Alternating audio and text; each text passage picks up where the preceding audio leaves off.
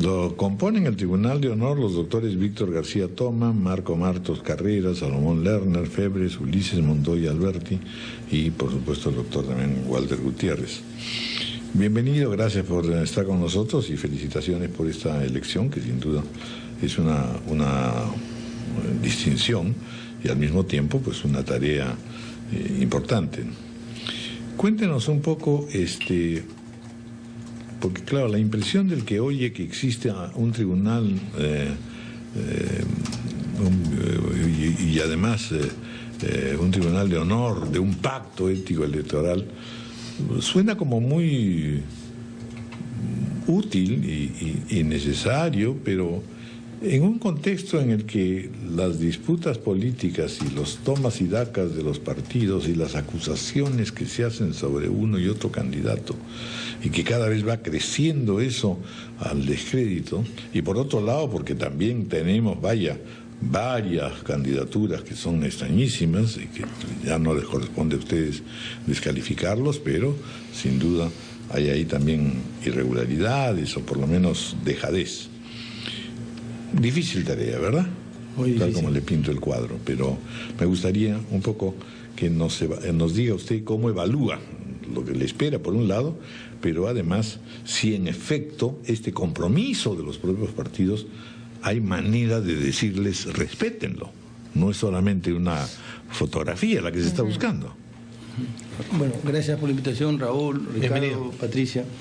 Sí, sin duda, es una tarea sumamente importante, grave. Por fortuna, el tribunal está compuesto por personalidades con un reconocimiento social, profesional, y un gran prestigio, y además que han tenido la generosidad de designarme como presidente, habiendo cualquiera de ellos podido ser presidente y conducir seguramente mejor esta institución. Usted al iniciar esta entrevista ha hecho una descripción de una situación realmente desalentadora. Vivimos en una sociedad prácticamente de la desconfianza. ¿Qué duda cabe que hay desconfianza de la ciudadanía respecto de sus instituciones y de sus políticos? Pero lo grave sería que esa desconfianza se traslade a las relaciones entre los ciudadanos y a las relaciones incluso en el mercado, y esto sería particularmente grave. Muchas personas piensan que los pactos éticos y los tribunales éticos son decorativos, son instituciones casi digamos para acompañar los procesos electorales, pero déjenme decirles que no ha sido así ni en otros lugares ni en el Perú. Voy a poner un ejemplo para que esto no quede simplemente como algo también declarativo y genérico. ¿Sus acciones serán vinculantes, por ejemplo? Permítame un ejemplo y usted va a poder advertir la utilidad que han tenido los anteriores pactos éticos y los tribunales de honor. Antes, en la normativa peruana, no era una obligación presentar información sobre la hoja de vida. Eran simplemente buenas prácticas electorales, es decir, eran conductas que se enmarcaban dentro del pacto ético y que eran propuestas muchas veces incluso por los tribunales éticos o tribunales de honor. Hoy esto está recogido como norma en la legislación electoral. Es más, se podía mentir, o mejor dicho, no estaba sancionado que uno mienta respecto de la hoja de vida. Hoy no se puede mentir y tiene una sanción muy severa, que es la exclusión. Esta ha sido la ruta. Exclusión en trámite rápido, además. Claro, es muy expeditivo. Entonces, esta ha sido la ruta, el derrotero que han seguido, digamos, conductas que en un primer momento se enmarcaron dentro del pacto ético, pero hoy forman parte de la legislación electoral peruana. Igual hoy también existen determinados compromisos que están dentro del pacto ético, como por ejemplo transparentar el patrimonio. No es una obligación normativa que nosotros conozcamos cuál es el patrimonio de los candidatos, sino cuando son elegidos. Pero está ahora en el pacto ético y evidentemente quienes han firmado tienen que transparentar cuál es su origen patrimonial, sus recursos financieros, porque si yo voy a elegir, usted va a manejar la hacienda pública, me interesa a mí conocer cuál es su hacienda personal y cuál es el origen. Pero esa es una exigencia, perdón, del Jurado Nacional de Elecciones. Está en el pacto ético. Y también en el pacto ético. O sea, no es una norma jurídica, está en el pacto ético, está recogido. Ustedes van a recibir esa información. De todos los que se han comprometido. De hecho, todos los candidatos están obligados a... Porque se han comprometido. Particularmente los pactos éticos pueden ser vistos, pienso que pueden ser vistos como un retroceso. Hoy día se necesita hacer explícito lo que en cualquier otra circunstancia se hubiera dado por hecho, y es decir, que la gente se va a comportar como gente, que va a respetar a sus contrincantes, que no va a mentir, que no va a robar. Es decir, hoy teníamos que hacer explícito en un contexto, un compromiso que en realidad debiera ser natural en cualquier contienda política. Sin embargo, es terrible, ¿no? Es terrible. Todo el mundo tiene que jurar que no va a insultar al otro, tiene que jurar que no va a mentirle al elector. Es casi un retroceso en términos de lo que significa la relación con el ciudadano. El candidato Luis Castañeda Lozo a mí me ha impresionado porque ha dicho que los pactos éticos son para la farándula. Y ese tipo de desprecio coloca todavía ya esta precaria situación en un lugar aún peor. ¿Cómo hacer para que justamente no se conviertan en un lugar donde todo el mundo va a guardar las formas y en el fondo se da media vuelta y se empieza a comportar como le da la gana? Claro, siempre es posible mirar una realidad desde un punto de vista, y además que la circunstancia así lo permite, mirar con una retina pesimista, pero también con una retina optimista. Esa misma realidad se puede, porque es un desafío, siempre estas situaciones pueden ser un desafío y una oportunidad. ¿Cuál es la premisa de cualquier ética? De que todas las conductas no pueden ser iguales, de que todas las conductas no necesariamente están bien, y deberíamos mirar estos acuerdos como un reconocimiento que los actores políticos, y cuando digo actores políticos, ojo que no me refiero solo a los que están candidateando, me refiero también a los propios ciudadanos, a los militantes, y que duda cabe también a los medios, que son los grandes aliados en este tipo de acuerdos éticos. Yo más bien miro positivamente porque sucede que los anteriores pactos éticos y los tribunales de honor han logrado que se den avances que luego han pasado a constituirse en normas y que hoy sí o sí tienen que cumplir. ¿Y han permitido la exclusión de malos elementos, de agrupaciones que también se las traen o no? Lo que sucede es que... No hay una estadística, pero... No, lo que sucede es que los tribunales éticos... Estamos hablando que, por ejemplo, por el Pacto Ético Electoral han firmado 290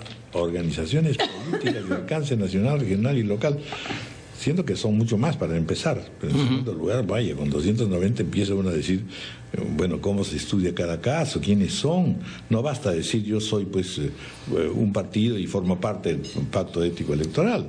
¿Quiénes son? Bueno, ¿Cómo se califican? Sucede que ahí hay dos tareas, ¿no? Ahí hay autocalificación, simplemente. Un pacto, un tribunal de honor, un pacto ético, son básicamente, se constituyen por una suerte de autocomposición y autorregulación, donde uno voluntariamente se somete a esas instancias.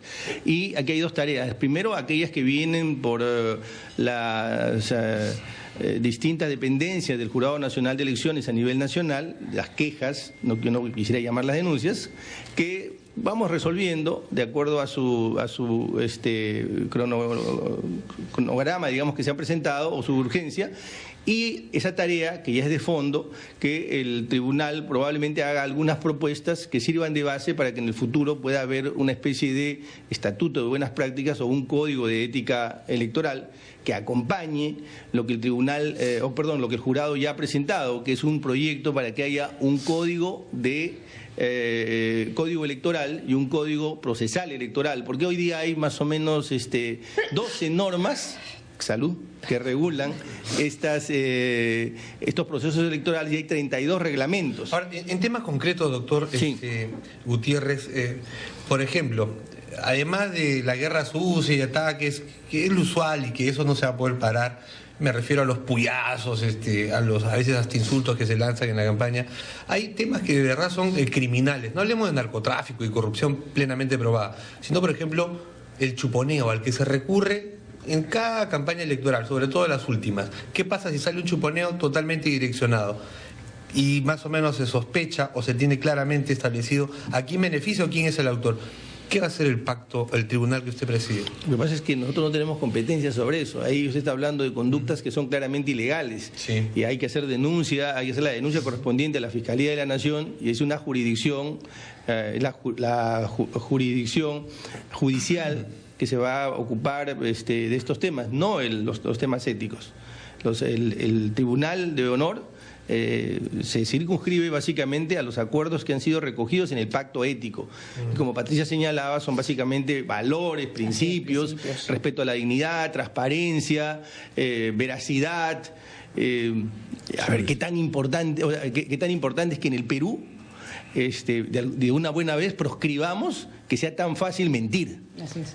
Porque en otros países, mentir está absoluto, por supuesto. Aquí en el Perú está todavía permitido mentir. Bueno, pero ¿no? por eso hay que ir más lejos que los prácticos éticos. Ahí hay que aplicar leyes. Pero la primera instancia, don Raúl, es no, de acuerdo. esta instancia. Nadie discute en realidad la necesidad y utilidad de un pacto ético electoral. Lo que le estamos planteando es en verdad que esto sea respetado y operativo de alguna manera, ¿no es cierto? ¿Cómo es que operativamente funciona el asunto?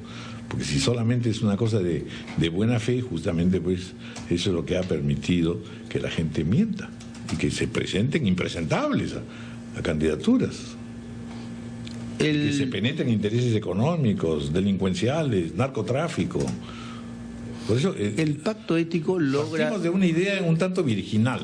Todos aquellos que conforman un partido político o una agrupación política pueden pertenecer a nosotros, a este tribunal, en la medida en que son lo que son.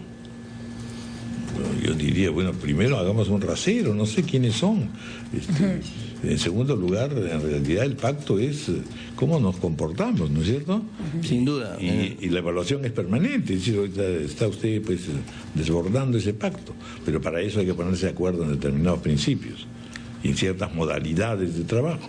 De acuerdo, que son los que están recogidos en el pacto, que permiten que se visibilicen esas conductas que nosotros consideramos que deben de proscribirse.